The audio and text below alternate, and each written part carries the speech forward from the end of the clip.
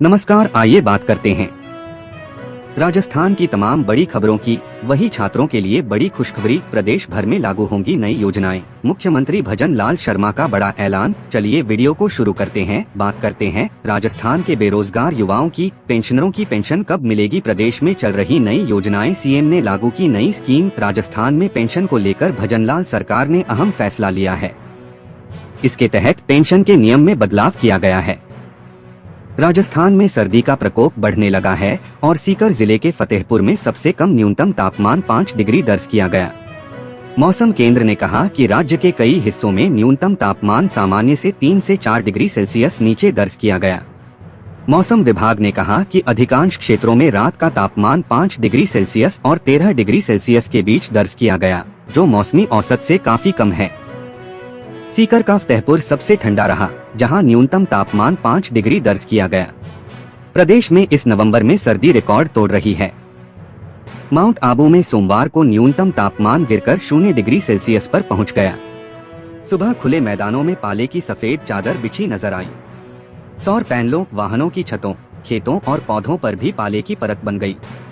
राज्य में अगले 24 घंटे तक तापमान और गिर सकता है, जिससे ठंड और बढ़ सकती है। प्रधानमंत्री किसान सम्मान निधि योजना की 21वीं किस्त पीएम किसान सम्मान निधि योजना 21th इंस्टॉलमेंट जारी हो चुकी है, लेकिन कुछ किसानों के खाते में पैसा नहीं आया है। वहीं कुछ किसानों ने गलती से या एलिजिबिलिटी पूरी न होने के बावजूद पैसा ले लिया है। सरकार इस मामले को संभालने के लिए ऑनलाइन किस्त रिफंड करने की सुविधा दे रही है। इस सुविधा से किसान सीधे पीएम किसान पोर्टल पर जाकर अपने खाते में आए अतिरिक्त पैसे आसानी से वापस कर सकते हैं।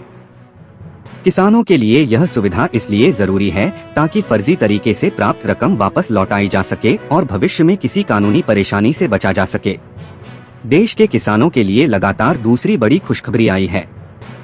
पहले जहां पीएम किसान योजना की 21वीं किस्त उनके खाते में पहुंच गई, वहीं अब सरकार ने फसल बीमा योजना को लेकर एक ऐसा फैसला किया है जिसकी मांग किसान कई सालों से करते आ रहे थे।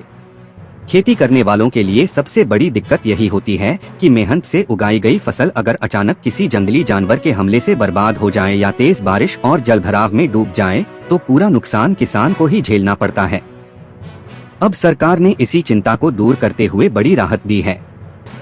सरकार के मुताबिक अगर कोई हाथी, जंगली सुअर, नीलगाय, हिरन या बंदर किसी किसान की बीमित फसल को नुकसान पहुँचाते हैं तो किसान बीमा का क्लेम ले सकता है। देश के किसानों के लिए लगातार दूसरी बड़ी खुशखबरी आई है। पहले जहां पीएम किसान योजना की 21वीं किस्त उनके खाते में पहुंच गई, वहीं अब सरकार ने फसल बीमा योजना को लेकर एक ऐसा फैसला किया है जिसकी मांग किसान कई सालों से करते आ रहे थे। खेती करने वालों के लिए सबसे बड़ी दिक्कत यही होती है कि मेहनत से उगाई गई फसल अगर अचानक किसी जंगली जानवर के हमले से बर्बाद हो जाए या तेज बारिश और जलभराव में डूब जाए तो पूरा नुकसान किसान को ही झेलना पड़ता है। अब सरकार ने इसी चिंता को दूर करते हुए बड़ी राहत दी है। फसल बीमा में 2 बड़े बदलाव। केंद्रीय कृषि मंत्री शिवराज सिंह चौहान ने बताया कि प्रधानमंत्री फसल बीमा योजना में 2 नए जोखिम जोड़ दिए गए हैं। पहला, जंगली जानवरों द्वारा फसल को नुकसान। दूसरा, ज्यादा बारिश या जलभराव से फसल का खराब होना। ये दोनों नुकसान अब बीमा के अंदर शामिल होंगे और इसका फायदा किसानों को खरीफ 2026 से मिलेगा। लेकिन इसमें 2 नुकसान कवर नहीं थे जिसकी लंबे समय से आप मांग कर रहे थे। सरकार के मुताबिक अगर कोई हाथी, जंगली सुअर, नीलगाय, हिरन या बंदर किसी किसान की बीमित फसल को नुकसान पहुंचाते हैं तो किसान बीमा का क्लेम ले सकता है। बस किसान को 72 घंटे के अंदर फसल बीमा ऐप पर जियोटैग फोटो के साथ नुकसान की जानकारी दर्ज करनी होगी ताकि बीमे की प्रक्रिया जल्दी आगे बढ़ सके। शिवराज सिंह चौहान ने सोशल मीडिया पोस्ट में लिखा, पहले जंगली जानवरों और जलभराव से नुकसान कवर नहीं होता था।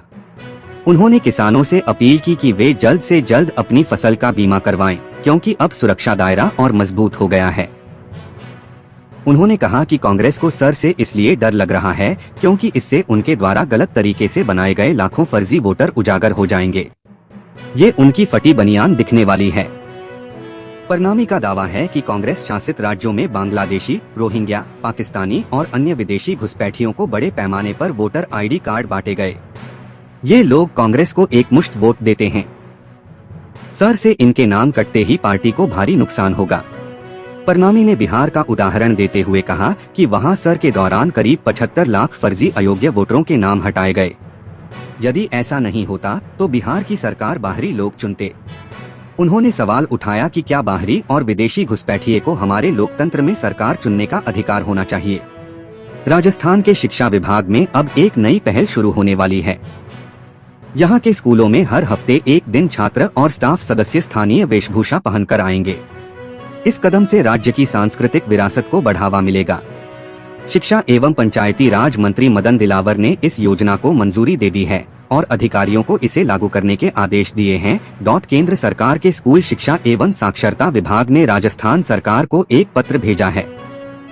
इसमें सुझाव दिया गया है कि सभी सरकारी और गैर सरकारी स्कूलों में छात्रों और स्टाफ को सप्ताह में एक दिन स्थानीय परिधान पहनने के लिए प्रोत्साहित किया जाए।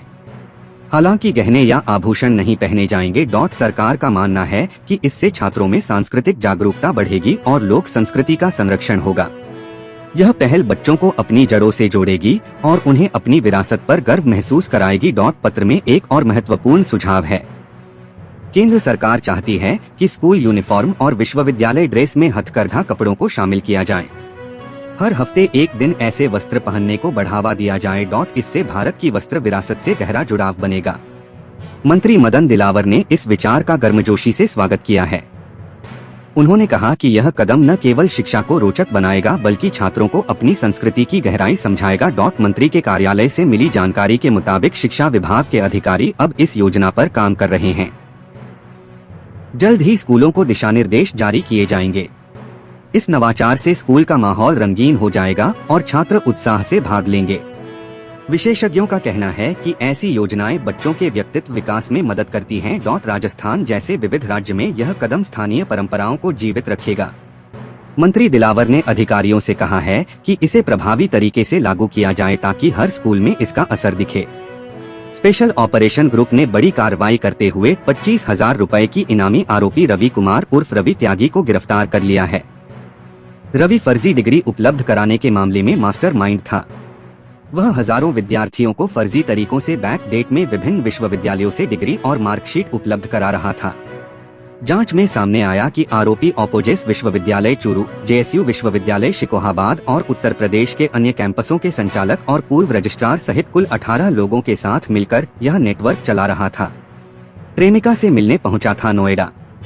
एसओजी पर दर्ज प्रकरण संख्या 13/2024 में आरोपी रवि त्यागी पर आरोप लगाया गया था कि उसने 25,000 रुपए की इनामी राशि घोषित होने के बावजूद फरार रहते हुए विद्यार्थियों को फर्जी डिग्रियां दिलाने का काम जारी रखा। पुलिस टीम ने उसे 20 नवंबर को नोएडा में उसकी प्रेमिका से मिलने पहुंचने से पहले ही दबोच लिया। आरोपी पूछताछ में स्वीकार कर चुका है कि वह हजारों छात्रों को विभिन्न विश्वविद्यालयों से बैक डेट में फर्जी कोर्स और डिग्रियां उपलब्ध करा चुका है। अतिरिक्त महानिदेशक पुलिस एसओजी विष्णु सजन ने बताया कि यह पूरा network Akhil Bharatiya physical education परीक्षा 2022 के दौरान कई छात्रों द्वारा अंकों में हेरफेर कर डिग्री हासिल करने के प्रयासों से सामने आया। इसके बाद दर्ज प्रकरण में पुलिस जांच आगे बढ़ी और चूरू, जेएसयू शिकोहाबाद और अन्य विश्वविद्यालयों के कई संचालक और रजिस्ट्रार तक कार्रवाई पहुंची। अब तक कुल 19 अभियुक्त गिरफ्तार हो चुके हैं।